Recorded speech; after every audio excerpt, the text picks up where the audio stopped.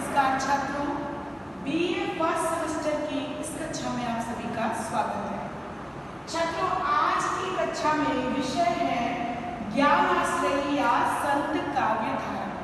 जैसा कि हम सभी जानते हैं कि भक्ति मार्ग दो काव्यधाराओं में विभक्त था, जिसमें एक थी सगुण काव्यधारा, जिसके अंतर्गत हमने देखा था राम भक्ति शाखा, कृष्ण भक्ति शाखा, जिसमें ईश्वर के सगुण साकारी रूप को अवलंबन बना करके भक्त कवियों ने आराधना का मार्ग दिखाया। दूसरी काव्यधारा थी निर्गुण काव्यधारा।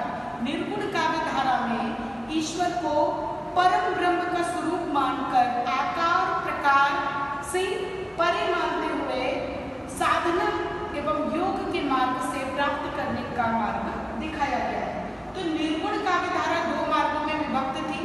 पहली शाखा थी ज्ञानाश्रयी या संत काव्यधारा और दूसरी शाखा थी प्रेमाश्रयी या सूफी काव्यधारा।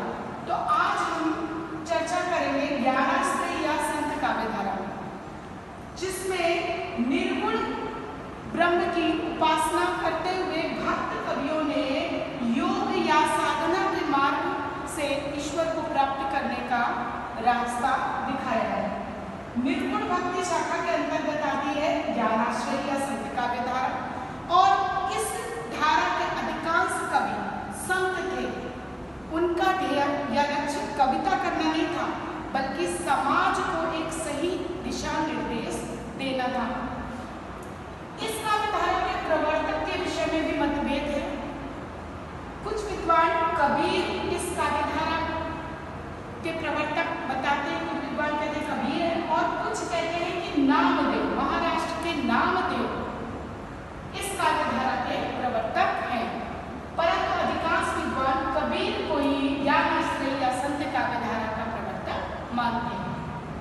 प्रमुख कवि इस धारा के दिन देखें तो कबीर, रैदास, दादू, नानक देव, नामदेव, सुंदरदास और मलूकदास। इस काव्यधारा में एक विशेषता और थी कि इस काव्यधारा के समस्त संत कवि समाज के निचले वर्ग से संबंधित थे। जैसे कबीर जुलाहे थे, रैदास चर्मकार थे।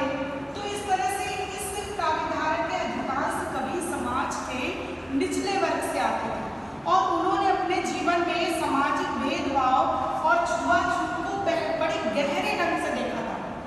उन्होंने पल पल पर उस उपेक्षा को अनुभूत किया था। इसलिए उन्होंने सबसे पहले अपनी रचनाओं में निर्गुण ब्रह्म की उपासना की, अंतः साधना द्वारा ईश्वर की प्राप्ति का मार्ग बताया तथा रूढ़ियों और भेदभाव की निंदा की।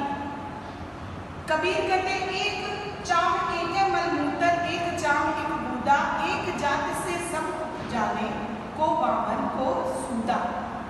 इसी तरह रैदास कहते हैं कि प्रभु जी तुम चंदन हम पानी, जाकी अंग अंग बास समाने। इस काव्यधारा के सारे कवि, चाहे वो नानक हो, रैदास हो, कबीर हो, सभी ने धार्मिक तथा सामाजिक भेदभाव की निंदा की, रूढ़ियों की निंदा की। इन्होंने कहा कि ईश्वर को प्राप्त करना है तो मन को साफ रखो। इन्होंने कहा है कि यदि आप ईश्वर को प्राप्त करना चाहते हो तो आपको सबसे पहले अपना हृदय स्वच्छ बनाना पड़ेगा। जब तक हृदय स्वच्छ नहीं होगा तब तक हम ईश्वर तक पहुंचने की बात सोच भी नहीं सकते। कबीर ने तो समाज सुधार के रूप में समाज को ऐसी राह दिखाई कि जो आज तक हमारे लिए उपयोगी साबित होती है। तो ये सारे संत कवि समाज के निम्न वर्ग से आते थे तथा इन्होंने सामाजिक भेदभाव की स्पष्ट और तीव्र शब्दों में निंदा की। निर्गुण ब्रह्म की उपासना हेतु ज्ञानाश्रयी संत काव्यधारा के कवियों ने अंतः साधना यानी स्वयं की साधना द्वारा ईश्वर को प्राप्त करने का मार्ग बताया। कबीर कहते मुँह को कहाँ ढूंढे बंदे, मैं तो तेरे पास, ना मैं मंदिर ना मैं मस्जिद ना काबे कैलाश। कि यदि ईश्वर को प्राप्त करना है तो सबसे पहले उन्हें प्राणी मात्र के अंदर देखना होगा। तो इस काव्यधारा की एक और विशेषता रूढ़ियों और भेदभाव की निंदा, जैसे मैंने पहले भी बताया, क्योंकि उन्होंने देखा था समाज में